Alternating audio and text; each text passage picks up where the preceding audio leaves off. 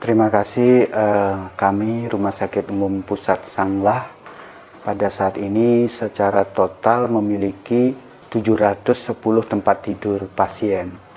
Dari sejumlah 710 tempat tidur pasien tersebut, kita konversikan, kita dedikasikan untuk pasien COVID-19 itu ada sebanyak 205 tempat tidur. 205 tempat tidur tersebut terdiri dari dua bagian. Yang pertama tempat tidur untuk pasien-pasien COVID-19 yang memerlukan perawatan ICU. Kita memiliki sejumlah 123 tempat tidur untuk pasien COVID-19 perawatan ICU.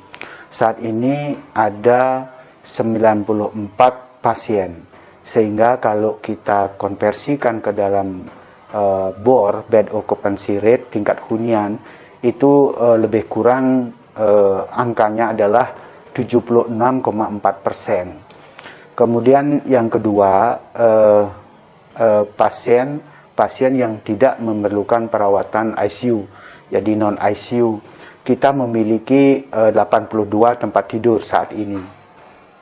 Dari 82 tempat tidur tersebut terisi 61 pasien. Nah, kalau kita konversikan ke dalam tingkat hunian, bed occupancy rate-nya itu sekitar 74,4%. Nah, dari total antara ICU dengan non-ICU itu persentasenya sekitar 75,6%. Saya kira itu kondisi situasi pasien COVID-19 yang ada pada hari ini, hari Kamis tanggal 15, tanggal 15 Juli tahun 2021. Untuk selanjutnya tentunya untuk mendukung pelayanan tersebut dibutuhkan seperti support O2 ya, oksigen yang saat ini itu ramai ya di beberapa media. Yang adanya kelangkaan O2, tapi kami pastikan sampai saat ini tentunya di Rumah Sakit Umum Pusat Sanglah aman ya untuk stok persediaan O2, karena memang kita memiliki dua sumber ya untuk O2, yang satu liquid cair dan yang satu gas dengan menggunakan tabung. Nah, yang untuk liquid pun kita memiliki dua tangki. Nah, kedua tangki tersebut biasanya pengisiannya itu hampir paling lambat setiap 2 hari sekali. Tentunya sebelum habis ya. Jadi karena persediaan kita pasti sampai 2 hari. Selama ini selalu lancar ya pengisiannya. Kalau kita hitung kebutuhan O2 kita, itu rata-rata perharinya antara 2.000 sampai 2.500 meter kubik. Kemudian persediaan tentunya hampir rata-rata 2 kali lipat. Jadi antara 4.000 sampai 5.000 meter kubik. Sehingga tentunya persediaan untuk oksigen kita aman. Selama ini termasuk pendistribusiannya juga tidak pernah terhalang. Tentunya kita tetap pantau agar jangan sampai persediaan ini menjadi kurang. Kemudian untuk berikutnya juga dalam rangka pelayanan COVID-19 ini pasti dibutuhkan tenaga ya, tenaga SDM, baik itu perawat, kemudian dokter maupun yang non medis, yang tenaga penunjang lainnya. Itu juga masalah tenaga kita pastikan cukup, karena kita mengatur petugas-petugas ataupun tenaga kesehatan kita atur rotasinya, kita atur ada liburnya juga, istirahatnya juga, sehingga tentunya setiap saat fits ya, ada jeda bertugasnya sehingga selalu fit. Kemudian memang ada beberapa yang terkonfirmasi, tapi tentunya saat ini tidak banyak.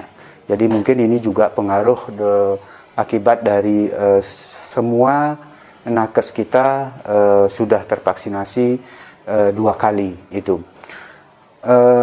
Adapun untuk penambahan tempat tidur yang kita lakukan, karena tadi dari 205 tempat tidur untuk COVID itu sebenarnya asalnya sebelumnya mulai dari saya masih ingat waktu itu pada tanggal 17 Juni itu pasien COVID itu mulai meningkat 17 Juni. Nah, dengan peningkatan yang terus setiap harinya, tentunya kita juga terus menambah tempat tidur. Waktu itu dari hanya 140 tempat tidur, selanjutnya kita tambah menjadi 160, kemudian menjadi 183, dan saat ini menjadi 205. Nah, peningkatan tempat tidur tersebut kita bisa cukupi dengan melakukan rotasi mobilitas internal dari bagian-bagian lainnya. Tapi yang terakhir ini tentunya pada 205 tempat tidur kali ini kita lakukan evaluasi. Apalagi nanti kalau kita menambah tempat tidur lagi karena ada penambahan kasus misalnya, tentunya dibutuhkan tenaga lagi. Kita sudah mempunyai plan, mempunyai perencanaan untuk merekrut kalau ini memang terjadi peningkatan dan kalau kita tentunya menambah tempat tidur lagi. Saya kira ini semua sudah kita rencanakan dengan harapan kalau sewaktu-waktu terjadi peningkatan kasus, tentunya kita sudah siap itu. Kemudian barangkali yang terakhir itu tenaga bekerja karena ini COVID-19 yang membutuhkan standar-standar dalam pengamanan tenaga kesehatan, kita butuhkan APD. Nah, APD juga kita pastikan siap karena kita punya data setiap hari itu update berapa persediaan APD kita, berapa kebutuhan kita, malah untuk APD ini rata-rata ada sebulan sampai 2 bulan, 3 bulan ke depan persediaannya. Begitu masih sisa 1 bulan, pasti kita mengadakan lagi, pasti kita menambah lagi, sehingga terus ini bergulir, tidak pernah sampai habis itu.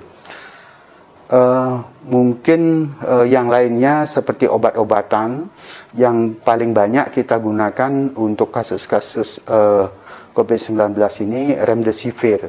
Nah, tentunya itu kita pantau juga gitu.